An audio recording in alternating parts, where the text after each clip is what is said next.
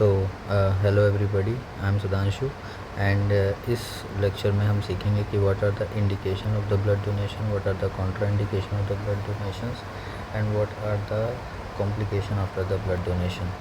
So what are the indication, मतलब हमें ज़रूरत क्यों है, हमें क्यों ब्लड को ट्रांसफ्यूज़ करना है, हमें क्यों ब्लड को डोनेट करना है। उसको समझने के लिए हमें ये जानना होगा कि जो हम ब्लड को डोनेट करते हैं वो कहाँ कहाँ उनका यूज़ होता है। सबसे कॉमन यूज़ होता है ट्रांसफ्यूजन मेडिसिन में, which is the primary use of donated blood for transfusion to treat the patient with the various condition. फिर उसके बाद यूज़ होता है अनीमिया में, to treat the severe anaemia caused by chronic diseases, nutrition deficiency और bone marrow issue.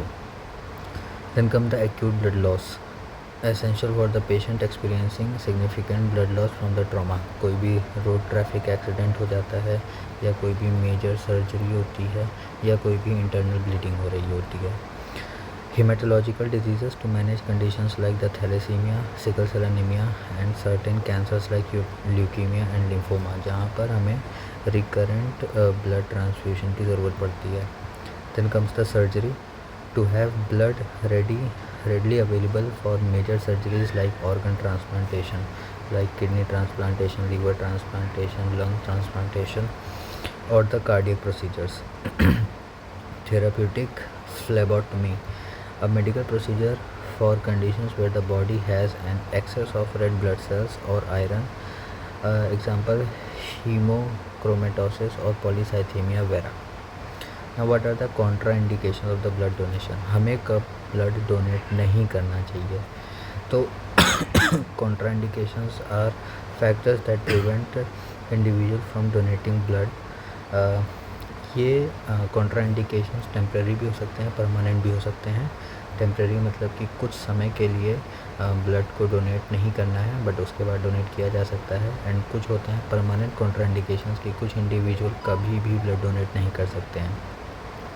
Temporary contraindication में कुछ waiting period होता है जिसके बाद ब्लड को डोनेट किया जा सकता है। जैसे कि टेम्प्रेरी कॉन्ट्राइंडिकेशन होता है एज और वेट के अनुसार। अगर एज की बात करें तो डोनर जो होना चाहिए वो 18 से 65 साल की उम्र के बीच का होना चाहिए।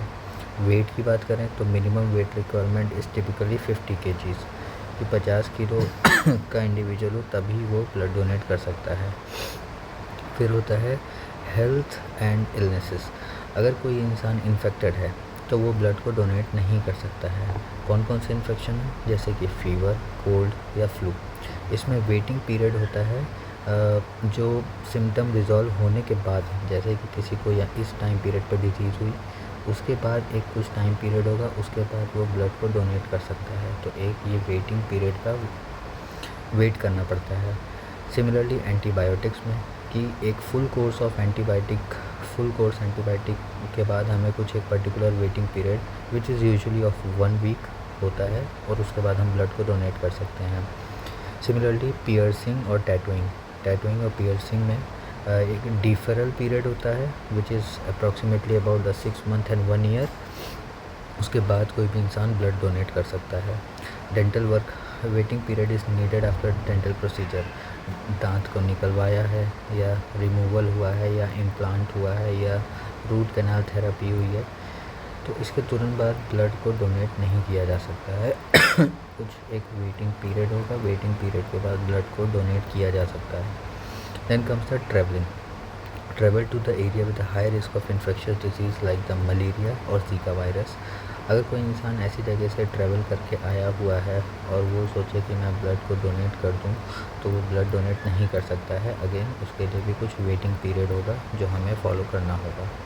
Then comes the pregnancy and childhood. Pregnant individuals are not eligible to donate the blood.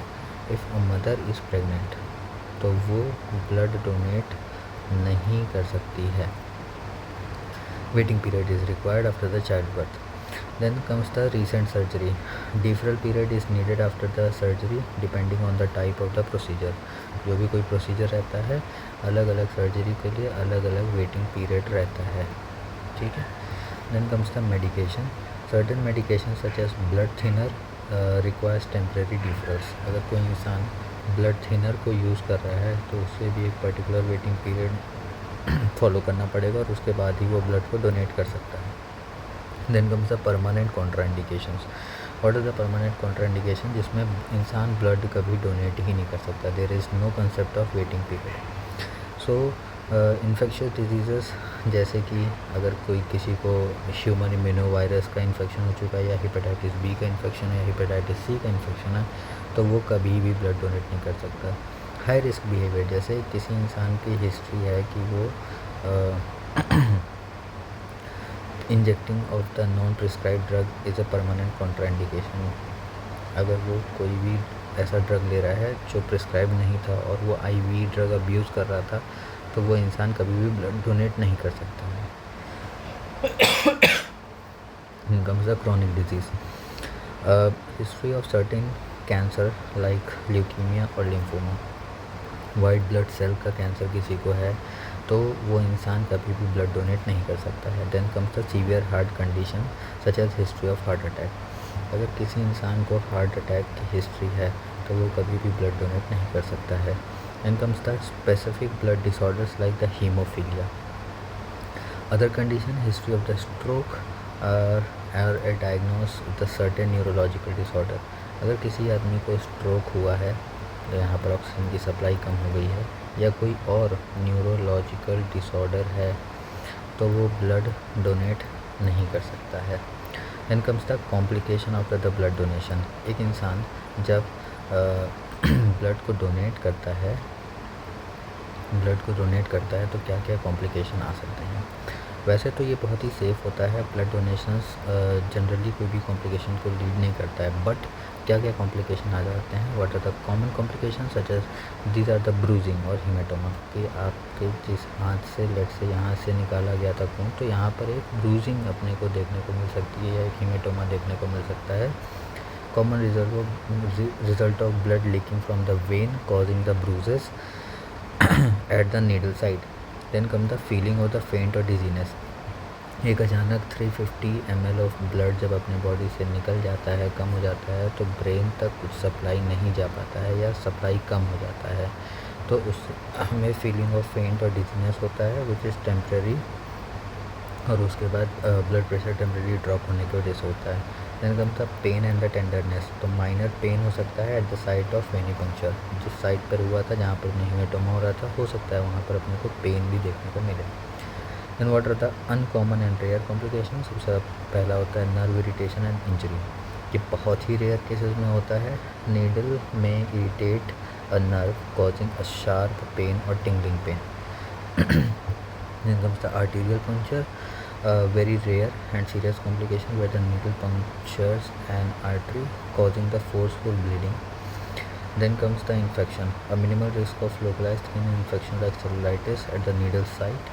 Then comes the iron deficiency.